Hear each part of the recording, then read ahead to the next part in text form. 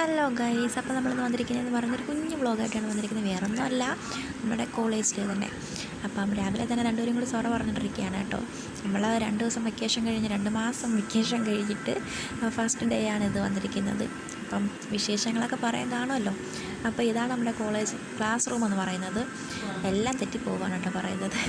അപ്പോൾ ക്ലാസ് റൂമിൽ നമുക്കിന്ന് ഉച്ചയ്ക്കൊക്കെ വിട്ടു. അങ്ങനെ ഫുഡൊക്കെ കഴിച്ചിട്ടൊക്കെയാണ് ഇറങ്ങിയത്. അതിൻ്റെ വീഡിയോ ഒന്നും എടുക്കാൻ പറ്റിയില്ല ഗൈസ്.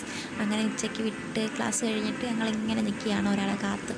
അങ്ങനെ അവൾ വന്നിട്ട് നമ്മൾ ഒരുമിച്ച് അമ്പലത്തിൽ പോയി. പള്ളിയിൽ പോയി.